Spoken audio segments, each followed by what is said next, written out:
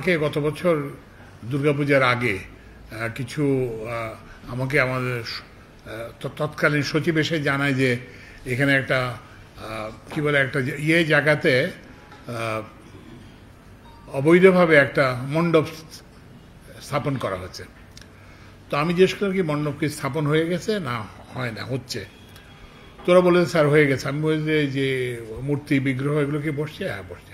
আমি বলি ঠিক আছে তাহলে এটা হোক, পূজাটা হোক, তারপর পূজাটা হয়ে যাওয়ার পরে যাতে এটা সরিয়ে নিয়ে যায়। তো যাই হোক এটা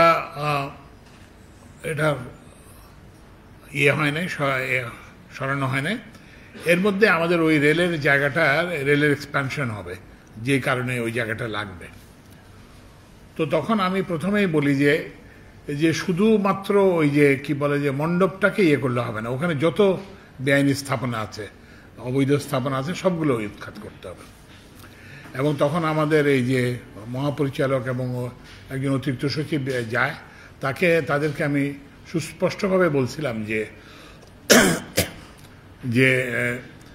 যাতে এই যে কি বলে মণ্ডপের যাতে যখন করা হয় তখন যাতে এটাকে যথাযথ সম্মানের সঙ্গে করা হয়। ওই পূজার পরে যেভাবে মূর্তি বিসর্জন দেওয়া হয় সেইভাবে সযত্নে যাতে এটা করা হয়। তো আমি তো এই নির্দেশ দিয়ে অবশ্য আমি তো ওখানে তো আর যাইনি। তো আমি এরপরে আমাকে বিকেলে আমাকে জানানো হয় যে বালু নদীতে এটা করা হয়েছে, বিসর্জন দেওয়া হয়েছে। তো আমাকে ওকে এর মধ্যে কেউ সাংবাদিক জিজ্ঞেস করছে, আমি তো ওনাদের তথ্যের ভিত্তিতে আমি বললাম যে হ্যাঁ এটা বালু নদীতে বিসর্জন দেওয়া হয়েছে যথাযোগ্য মর্যাদার সাথে। কিন্তু পরে আমার এক জুনিয়র আমাকে, উনি ইন্ডিয়ানা বিশ্ববিদ্যালয়ের অধ্যাপক, আমাকে একটা ভিডিও ক্লিপ পাঠায়। তো তখন সেখানে দেখা যায় যে ওই যে মূর্তিগুলো মধ্যে মাটির মধ্যে পড়ে আছে। তো এবং উনি একটার সঙ্গে যেহেতু আমাকে অনেকদিন ধরে চেনে, বলে যে আমরা তো এই ফজল কবিরের সাথে আমরা তো পরিচিত ছিলাম না।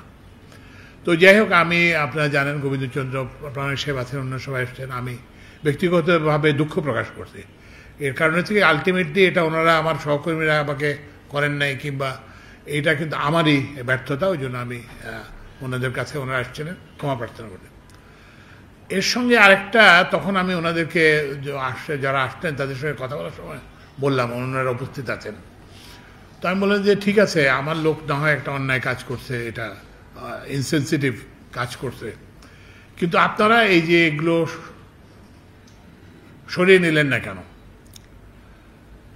তো ওনারা বললেন যে আমরা সরাই নিতে চাইছি, কিন্তু রেলের কর্মচারীরাই এটা আমাদের সরাতে দেয় নাই।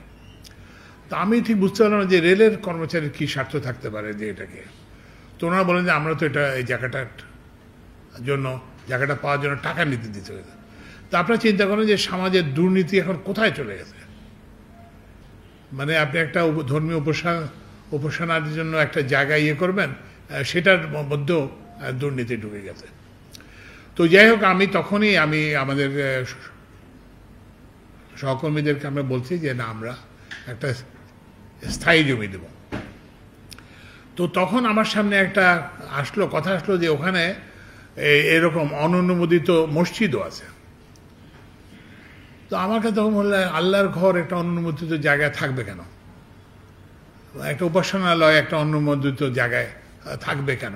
এটা তো আমাদের তো তখন আমরা করলাম যে বললাম যে আমরা এটাকেই আমরা ওই যেগুলো অনুমোদিত মসজিদের যে জায়গা, সেগুলোকে আমরা নির্মিত করে দেব, এবং আমরা এই পূজা অনুষ্ঠানের জন্য আমরা একটা স্থায়ী জায়গা দেব।